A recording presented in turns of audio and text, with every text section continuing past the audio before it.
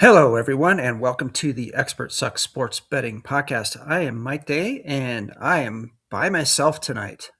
Usually joined by Brandon Day, but Brandon has a prior commitment that he can't get out of, which is okay. Happens. So for the next 30 minutes or so, you'll be only hearing me talk about our podcast here, the Experts Suck Sports Betting Podcast. And we are in the off season number 2 of the podcast. The in season or the regular season is the NFL and college football, where Brad Thurman and I do our picks directly against the experts in a football pool that we are in. And that's what started the podcast. But now in the off season and in the second off season, we are on episode 20, believe it or not. And what Brandon and I typically do each week is we do the other weekly sports, which is the PGA Tour, UFC, and NASCAR. And we don't do daily sports because we just don't have time to do that. Don't have time to commit to the NFL, the NHL, the NBA, or the Major League Baseball. So these are the sports that we do. And typically we go through last week's picks and plays that we did, our results, and then we give this week's picks and plays and wish everybody good luck at that point. Full PSA, we do not recommend that you use any of our picks or plays with your own hard-earned nickels and dimes. If you do that at your own risk. We do not take any credit or blame for anything that happens outside of our own financial interests. So with that being said, I'm going to just kind of jump into it. Last week's action, pretty easy. The UFC did not have an event last weekend. Dana White likes to observe the U.S. holidays, so he does a good job with that. So there was nothing going on last weekend as far as UFC goes. We'll get into this week's action. Pretty interesting card coming up this week, I should say, and an interesting place that they are holding the UFC this upcoming weekend, Saturday. Yeah, it's going to be a good fight. Going to be a good card. So that leads us directly and right into the NASCAR action from last week. That was the Coca-Cola 600 at Charlotte Motor Speedway in Concord, North Carolina. The winner was Daniel Suarez. So just kind of a lot going on last weekend with the unfortunate and sudden passing of Kyle Busch. Condolences to his family. The NASCAR actually did a tremendous tribute to him prior to the race. His wife and his kids were there. I don't know if anybody has seen on Instagram. I believe Bush's son is 11 years old, really into racing already. I think if I read somewhere, he did make a comment that he wants to win his first race in NASCAR for his dad, which would be awesome. I mean, there wouldn't be a dry eye, but I think there's going to be a few years between now and that happening. But the cool thing I saw on Instagram was Kyle Larson's son walking up to him and consoling him, putting his arm around him. So there must be a kind of a tight bond between some of those NASCAR drivers. And like him or not, I think what I've learned in the past short 2 years that I've really been paying attention to NASCAR is that he was a bit polarizing, but it's just tragic. You don't want to see that happen to anyone and anybody's family. So again, condolences out to the Bush family, all of the people that knew and loved him. The race itself was rain shortened. There was a lot of rain. It did not go the full 600 miles. It did get stopped early with, like I said, Daniel Suarez, the number 7 car, being declared the winner at that point because he was in the lead. And there is a connection. There was a connection between Kyle Busch and Daniel Suarez. I believe Suarez raced for Kyle Busch when I think he was a team owner. Somebody correct me if I'm wrong with that. So yeah, I mean that there was a connection. You could tell that Daniel Suarez was quite emotional about the win. So good on him. That was pretty cool.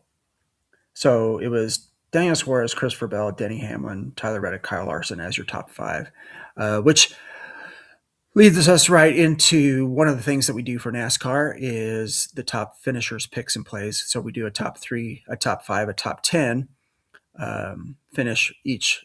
One of those gets a single driver. Our top three last week was Tyler Reddick. Like I mentioned, he finished fourth, so that did not win. Our top five was William Byron, who finished ninth, so that did not win. And then our top 10 was Brad Keselowski, finished 15th, so that did not win. Yeah, our top finishers picks are rough right now. Full disclosure to everybody that listens to us. And if I was somebody, I don't know if I would be using the Experts Suck Sports Betting Podcast top finishers picks for NASCAR right now. What I would be using, though, is the other thing that we do in NASCAR that I like to do, and that's the head-to-head matchups. Year to date, with this week, we went 1-2. So we had Boucher over Wallace, and yeah, craziness always happens. And I have kind of coined the term with the NASCAR gambling podcast guys that a lot of these guys during a race get NASCAR'd, apostrophe D. NASCAR happens. Well, that happened to Boucher. Boucher was running probably top 12-ish when Chase Briscoe just completely lost his mind. And Briscoe was running good too. So I don't know what he and why he decided to do what he did, but he kind of he bumped Boucher, his left rear side, kind of pushed him into the wall. Boucher starts spinning out, and then chaos ensues. And then Boucher, next thing you know, is not out of the race, but down in 30th position. So Bubba Wallace finished 22nd, so he cleared Boucher. Blaney finished 7th over Christopher Bell, who finished 2nd. Blaney just never really got any further than, like, say, 8th, 7th, 8th. So he was running right around that position all day. And then finally we had Chase Briscoe, the aforementioned Chase Briscoe, who, again, lost his mind and decided to wreck a lot of people. He himself finished 34th, but he beat Chase Elliott, who finished 37th. Chase Elliott was involved in one of the first wipeouts early in the race, so he never really got back into it and finished 37th. So our head-to-head matchup parlay year-to-date score is now 25-17, which is still a 60% rate that we're hitting the head-to-head matchups. So not bad on that. And we'll have our picks for this week's NASCAR action coming up. That brings us to the PGA Tour. The PGA Tour was at the TPC Craig Ranch in McKinney, Texas, just outside of Dallas, for the CJ Cup Byron Nelson tournament. Classic, I believe they call that. The winner was a little bit surprising, just because he hasn't really been near the top of the leaderboards in quite some time, and kind of had a well-known crash out at Oakmont last year, and that's Wyndham Clark. Wyndham Clark did win the tournament. He really played well on Sunday. I believe he shot a 60, which is pretty crazy for a Sunday round. Let me check and confirm that real quick. Yes, he did. So he shot an 11 under 60 to win by 3 shots at -30 over Siwoo Kim at -27. Siwoo Kim ended up shooting a 65 himself, but again, that was not good enough to stay at the top of the lead, with Wyndham Clark just absolutely going crazy and playing like Wyndham Clark can play. Obviously, he's got the skills, and he a former U.S. Open winner. So, Wyndham Clark, congratulations on getting back into the winner's circle. I can say that I did not have any plays on Wyndham Clark last weekend, and I'm not sure how many people did, but I think a few people did in DFS, because our DFS lineup was really, really not good. We had 4 players miss the cut. 4 out of 6 players missed the cut. So with that formula and that outcome, we were not anywhere close to the money line. Year to date, our cashes for the DFS lineups are 7 and 12. So we got to do better. A little lesson, I put this on the Discord. I think the lesson learned from last week was to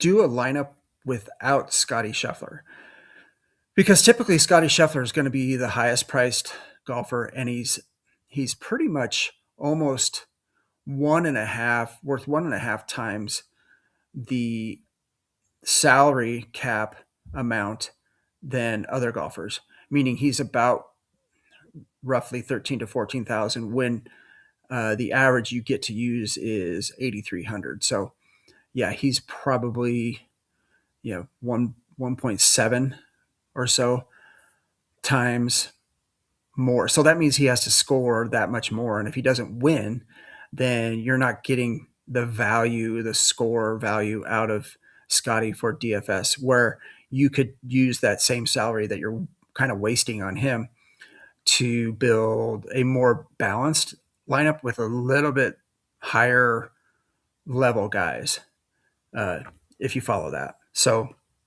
I'll talk about that a little bit more maybe when we do our DFS for this week. As everybody knows that follows the show, Brandon and I are in the Rick Run Good Splash Sports One and Done contest. It's for the entire season. I believe we're now into segment 4 out of, I want to say there's 7 segments, if I remember right. So last week, Brandon and I have kind of talked about this. Brandon is kind of going through it with his one and done picks. It seems like almost every time he picks a guy that has been playing pretty well lately and should have a good chance to win an event, the guy just does not perform. And this week it was Michael Thorbjornsen, who had been playing good up until last week, where he missed the cut. So I don't know how many guys, we should go back and look, but I don't know how many guys Brandon has selected for one and done that have missed the cut. So I'm kind of starting to call him the one and done mush, where whoever he picks, he just mushes them into not finishing very well. I'm like Mush Jr. I at least get guys that finish like Jordan Spieth last week, finished T19, and I'm getting some dollars for the contest. His T19 puts me at 1,925th place. So I dropped about 100 places, and not very close to the money line, but there still is a lot of tournaments left to play. Still have some big names left. I believe I still have Scotty Scheffler and a Rory McIlroy play left to do, as well as a couple other top tier players and names. So, including this week, I think I have a player that is playing very well, and we'll take a look at his finishes as we do the DFS lineup. Okay, so that was last week's action. Like I said, Brandon and I got to do better at some of these things, some of these picks. NASCAR top finishers picks, we could do better, and our one and done, so we could do better, and DFS. So DFS is going to be all me this week. I'll tell you all that right now. Brandon did throw out a couple of names, and he gave me his one and done pick, but I think final decision making is going to be all on me. So let's get into this week's UFC, NASCAR, and PGA events. UFC, like I said, is in a very interesting place this weekend on Saturday. It is at the Galaxy Arena in Macau. And I believe Macau is a Chinese city, if I am not mistaken. But Macau is pretty famous for um, nightlife, casinos, really extravagant um, buildings and towers and places to stay and hotels and whatnot. So Macau is kind of a hopping city, like a New York or Las Vegas type, probably Las Vegas, but a little bit higher end even.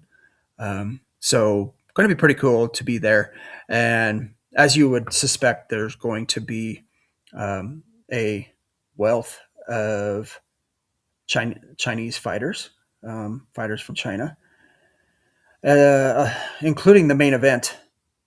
And the main event is in the bantamweight division. It's going to be number 7 ranked Song Yudong versus number 12 Davison Figueiredo. Figueiredo is a Brazilian fighter. So that is actually going to be a really good fight. And I'm sure that Song is the favorite in this fight, but you can see they're pretty close in the rankings, and each guy trying to move up in the bantamweight division.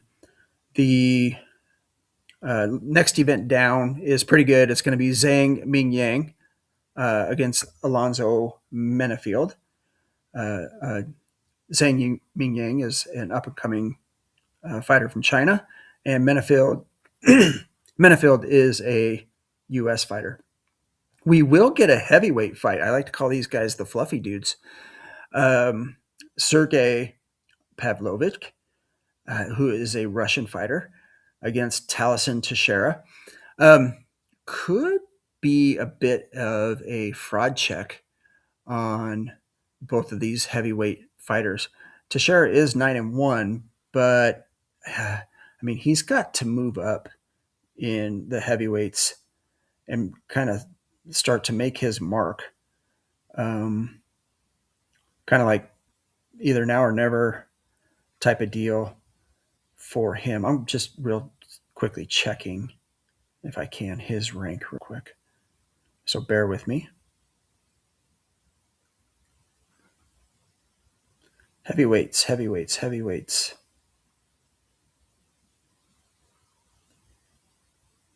Yeah, Sergey Pavlik is the number 3 contender, and Taliesin Teixeira is the number 15 contender. So, yeah, it really is kind of a check to see if Teixeira is going to stay in the UFC or not, if Dana's going to let him go. So there's going to be a full card of fights, and we will get our good buddy JT's picks like we always do for UFC and post them to Instagram and to Discord in the Discord chat there. So good fight over in China this weekend. So NASCAR is in a very cool city, one of my favorite cities. NASCAR is hosting the Cracker Barrel 400 at the Nashville Superspeedway. Superspeedway means crashes, usually chaos. NASCAR. Some dudes are going to get NASCAR. Survival of the fittest, survival of attrition. Trying to stay out of the way of all the crazy wrecks. And it's in Nashville, Tennessee.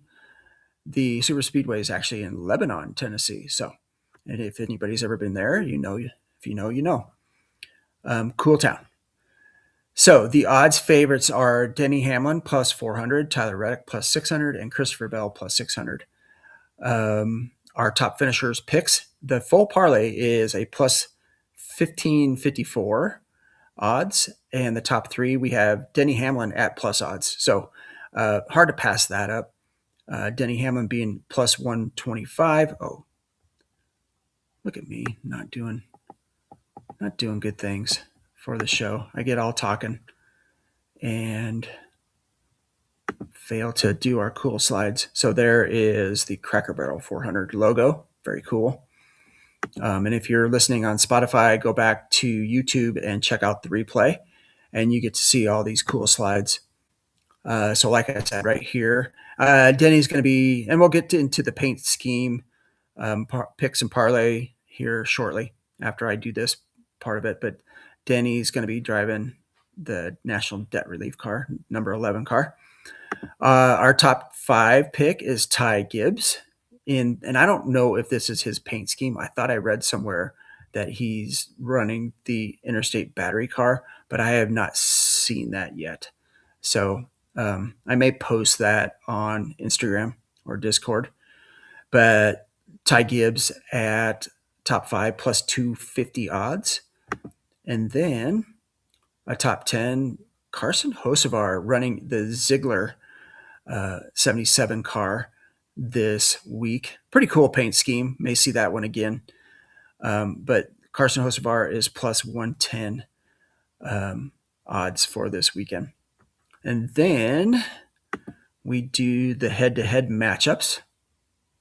So we have the number 9 Chase Elliott car over Captain Shook, Kyle Larson, the number 5 car. And then we have Ty Gibbs, aforementioned, 54 car over Chase Briscoe, the 19 car.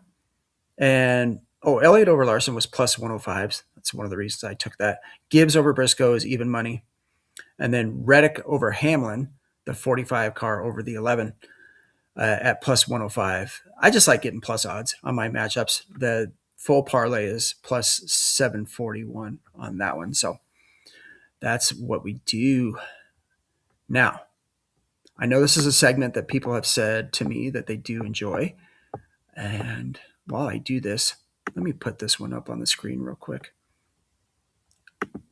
So if you enjoy the content and like what you're hearing, please give us a subscribe, a follow, and a like, and then a share. But this episode is being brought to you by Pins and Aces, pinsandaces.com. Pins and Aces is a golf apparel and accessories company located here in Colorado. These guys do really cool stuff. They do ball markers, head covers. They do polos, quarter zips, hats. I mean, they have a lot of gear for, and they're really cool. They're not just like an average polo. They do have their own drinks, and I remember what they are this week, guys. They are the Transfusion, Pins and Aces Transfusion, and then what they call the Water Hazard, which is the lemonade vodka. So good on Pins and Aces. And we appreciate that. Hey, we are only 20 subscribers away. I need 100. We are only 20 subscribers away from getting the release of the promo code for us from Pins and Aces. So keep recruiting. We're doing good. Only 20 to go. Let's make that happen. Okay, I'm going to share my screen for the DFS paint scheme segment of the show. Let's make sure we all see this. Yeah, here we go. And like I said, we're in Nashville. And obviously, NASCAR.com is liking that number 1 car of Ross Chastain. Yeah, that is definitely one of the 6 that we're going to roll with the paint scheme parlay or paint scheme DFS lineup. Pretty cool. Cindric, Austin Dillon. None of these really are anything to write home about. Larson is always this same number 5, HendrickCars.com. Always, almost always. Very rare that they change out his paint scheme. Elliott's back to the basic Napa Auto Parts. Ty Dillon, Grizzly, nicotine pouches. He always runs that. Denny Hamlin's is pretty cool. It's the progressive / sports clip haircuts number 11 car. I'll save that one maybe as a maybe. Oh, the one you don't see on this particular site is Ryan Blaney. Let me do this. Oh, where'd he go? He's running this one right here. This is the Advanced Auto Parts number 12 car. Pretty cool. Nothing overly special from Blaney on that. So I don't know. We'll see about that one. The 16 Almendinger. Boucher's Castrol Castrol oil cars, pretty cool. Briscoe's Bass Pro Shops tracker car. Christopher Bell back to his DeWalt car. Logano back to his Pennzoil car. Bubba Wallace in the Hardy's car. That's not great. This one I do like, and I've always liked it, and it's going to be in the lineup. This is William Byron's red, white, and blue flaming Raptor car. Love that. Pretty sweet. I'm debating on Austin Hill, bet MGM. Meh. It's all right. None of these guys are really floating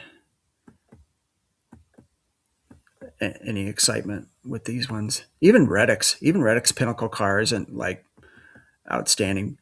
Bowman back to the Ally car. Meh. Ty Gibbs. Now, again, Ty Gibbs could be running the Interstate Batteries car. I just have not seen it yet. So that's to be determined. Armbridge. Chiefs. Nashville. Well, maybe Chiefs. Okay. I'll get to a better one. Oh, Carson Hocevar. We're probably going to run his scheme out there. The Ziegler car is pretty cool. The red and black one. He does have the Chili's logo on right here by the back window. So that'll probably get run out there. And last but not least, I really do like this. And this is a bar in Nashville, Tootsie's. The 97 Shane Van Gisbergen Tootsie's Orchid Lounge Chevrolet. We'll be running that one out there. So I believe we have Elliott. We have SVG, that's one. Elliott, two. Hosvar, three. Who else did I say I liked?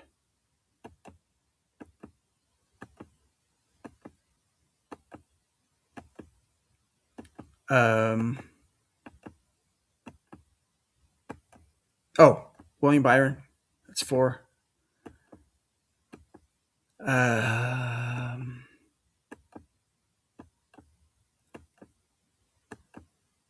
Who else? Hamlin. I don't know. The other thing is I don't know if I can fit Hamlin and Byron in the same lineup with these guys. So, yeah, I may have to try, though, because Hamlin's the only other one. That's five.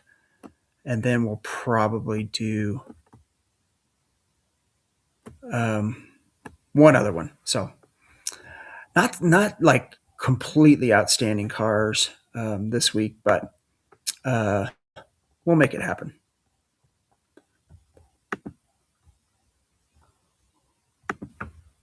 Okay, so that was NASCAR paint schemes for this week. And then let's get into the PGA Tour. The PGA Tour this week is in Fort Worth, Texas. So another Texas stop. And it is the Charles Schwab Challenge at Colonial Country Club in Fort Worth, Texas. Those of you that know golf do know that Colonial is a pretty historic course. They typically always play a PGA Tour event there. So it does have some pretty good history. The odds favorite this week, no Scotty Scheffler, no Rory, not a lot of big names. Probably the biggest name in the field is the favorite, and that's Ludwig Oberg at plus 1,000 odds. Russell Henley plus 2,000. Robert McIntyre plus 2050. So, yeah, I mean, there are some odds out there, and I'll probably be playing some outright each way action on Bet 365. So, I'll probably have a little bit on Ludwig. I'll probably have a little bit on, like, say, a Ricky Fowler.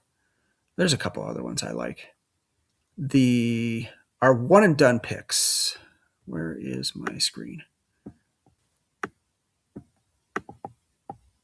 That's not it.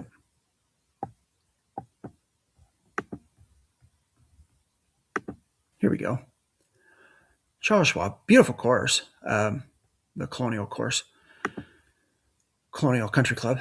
Okay, so Brandon's pick is Rio Hasune. That's how you say that, folks. It's not Histasune. It's Rio Hasune. Good player from Japan. You see, obviously, he's made 15 out of 16 cuts, so he's running pretty good this season. Playing well as far as shot making goes. 11th in strokes gained tee to green, 23rd in strokes gained approach. He definitely has plenty of game to win here. T6 last year at the Charles Schwab. So Rio is a good player, and if he puts it all together, if he putts just like everybody else, if they putt well, they're going to win. So he is a pretty complete player. My pick is Ricky Fowler.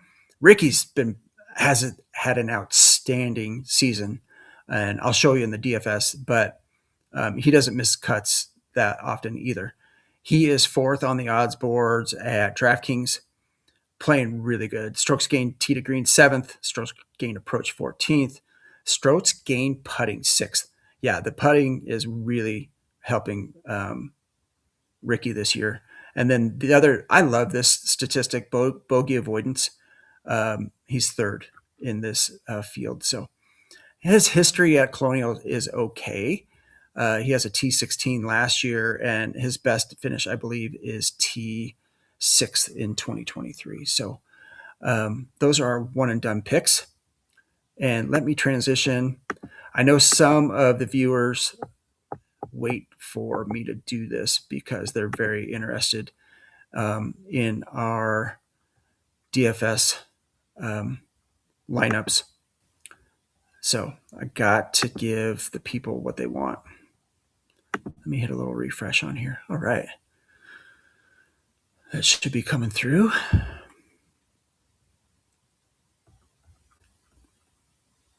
While this is reloading, this is on DraftKings, and it's the $5 single entry PGA Tour 30K. It's the most typical contest that we do, and just like everything else, we have to choose 6 golfers. The average salary per golfer is $8,300, and so away we go. I want to make sure. I'm a little biased. I think he's the best player in the field. He's the most expensive, but he's not like Scotty Scheffler expensive. And I'm talking about Ludwig Oberg. He's still at 10,500, which is reasonable. And you're not having to go so far down the list of players to find somebody to fit in. But take a look at Oberg's year this year, year to date. T4 PGA Championship, T8 Truist, T4 RBC Heritage, T21 Masters. In Texas, the Valero Texas Open, T5th. The Players Championship, T5th. Arnold Palmer, T3. I mean, the guy, and we've said it before, the guy has done everything but win. So I feel like if I don't have Ludwig this week, I'm going to be behind in DFS. And he makes cuts. If you want to go back and look at that, he has made 10 out of 11 cuts this season that he's played. So that does mean we do have to go down the list a little bit. 7,900. There's a couple guys I do like in here that are from 9,000 to 7,000 range. But we do got to get some salary savings in here to kind of make this happen. So I'm going to kind of go down to another player that has been playing very well at the 7,200 range. He's made 10 out of 12 cuts, and he's been playing really good recently. His name is Zachary Bashu. I think that's the way you say it, Bashu. He is an American. Just an interesting last name, Bachoy. But look at last week, he was T6. At Myrtle Beach, he was T24. Valero in Texas, T28. So his last 3 have been very good, and he's improving. So I'm going to go ahead and play Zach. So that gives us 8,000. So I can kind of start to work my way up. I don't think we have to go too much further down the list to get crazy savings. Um, there are a few guys down here that we could play that I'm not sure if I want to. Um, although this player right here is intriguing, 8 out of 12 cuts, and this is Zicheng Du. Yeah, he made the cut. He's missed the cut. He's off or on. He's kind of hit or miss. Here's another one. Jackson Suber down here. Indulge me here, people. Yeah, this is a tough one not to take. He T4 last week, T19. He did miss the cut at the Valero, but then T28. So, I mean, he's played well in 3 out of his last 4. He's 7 for 12 missing cuts, but he just seems to be playing pretty well. If I need some, I'm going to throw him in there just to see what that does to our salary. Yeah, so now we're up at 8,500. I'm going to start moving back up the list to some guys that are a little higher in the 7,000 range that are playing really good right now.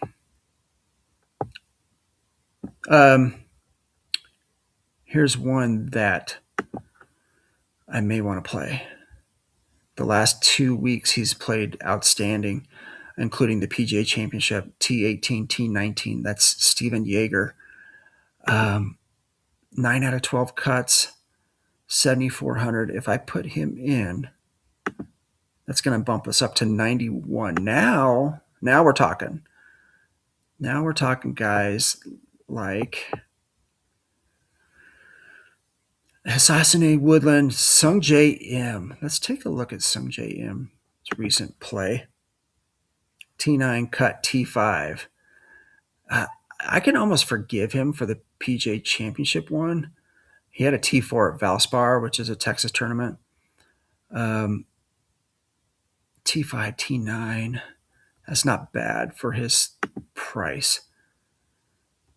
Let's come back to him. Okay, so I want to get in. I'm not all that interested in pairing Henley up with Oberg. Fowler, I'm going to go ahead and click on Ben Griffin and see how much salary that leaves us. Ben Griffin, by the way, loves this tournament. Played pretty good at PGA Championship. He's playing better.